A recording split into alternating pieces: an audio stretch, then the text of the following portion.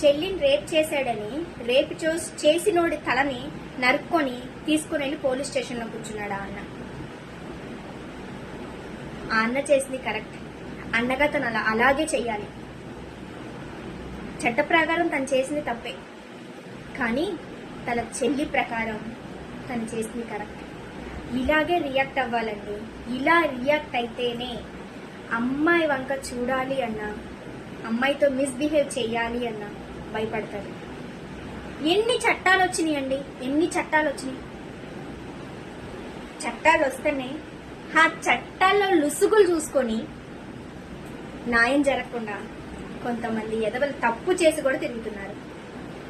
ఇట్లాగా తప్పు చేసినోడిని చంపేశారు అనుకోండి, బాధే ఉండదు, అస్సలు బాధ ఉండదు.